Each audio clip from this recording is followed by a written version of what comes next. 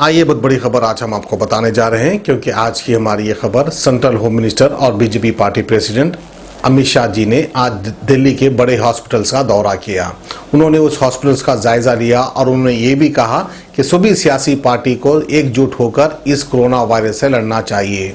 खैर उसके बाद की बात है, उसके बाद जो भी है एनआरसी, एनआरपी, CAA वो देखा जाएगा, लेकिन फिलहाल मौजूदा जो हमारे देश के हालात है उसके हिसाब से सभी सियासतदान को एक प्लेटफॉर्म पर खड़े होकर कोविड-19 से लड़ना चाहिए, इस तरह से अमित शाह ने कहा। इसी को लेकर हमारे दिल्ली की इंचार्ज फारिया खान ने एक खुसूसी रिपोर्ट बनाई है। आइए आपको दिखाते हैं ये अहम खबर। और दिल्ली की लेटेस्ट अपडेट्स में सबसे बड़ी खबर ये आ रही है कि अमित शाह ने चौंकाने वाला सरप्राइज दिया दिल्ली अस्पतालों में कोविड-19 से रिलेटेड विजिट करके।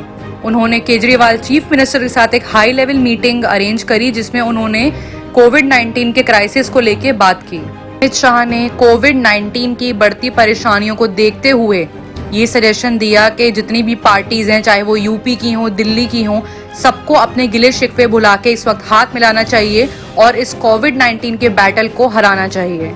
होम मिनिस्टर अमित शाह ने ये भी कहा कि कोरोना वायरस के जो टेस्ट हैं दिल्ली में वो हर दिन अब 18,000 के करीब होंगे आने वाले कुछ दिनों तक। शाह ने ये भी कहा कि प्राइम मिनिस्टर नरेंद्र मोदी जी की लीडरशिप के दौरान ही हम सबको साथ में इस मुसीबत का सामना करना चाहिए।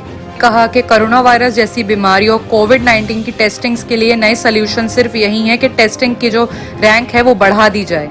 दिल्ली के नॉर्थ ब्लॉक में हुई थी, जिसमें आम आदमी पार्टी, कांग्रेस, बीजेपी, मायावती की बहुजन समाज पार्टी और अखिलेश यादव की समाजवादी पार्टी भी मौजूद थी। इस मीटिंग में कांग्रेस ने सुझाव दिया कि जो कोरोना वायरस की टेस्टिंग है वो कम से कम सबकी होनी चाहिए और जो लोग इसमें इन्फेक्टेड आ रहे हैं उनकी परिवार को 10,000 रुपए देने चाहिए। ने ये भी डिमांड करी कि जो मेडिकल स्टूडेंट्स अपने चौथे ईयर में हैं और पास होने वाले हैं उनको नॉन परमानेंट रेजिडेंट डॉक्टर्स भी बना देना चाहिए। में होम मिनिस्टर अमित शाह ने ये भी कहा दिल्ली के चीफ सेक्रेटरी से कि हमको हर अस्पताल में CCTV कैमरास को इंस्टॉल करना चाहिए ताकि हम के काम करने पर नजर रख सकें। से जो डॉक्टर्स काम कर रहे हैं वो किस तरह से काम कर रहे हैं, क्या चीजों पर काम नहीं हो रहा है, क्या चीजों पर काम होना चाहिए, उन सब पर नजर रख सकें। उन्होंने ये भी कहा कि अथॉरिटीज को कैंटीन्स भी अपने उसमें रखनी चाहिए अस्पतालों में और उन जगहों पर जहां पे इन्फेक्शन के केसेस के मरीज सबसे ज्यादा हैं। बता दें कि ये जो मीटिंग थी वो LNJP के अस्पताल में हुई, जहां पे डिस्कशंस में पार्टीज तो शामिल थी और डॉक्टर्स भी शामिल थे।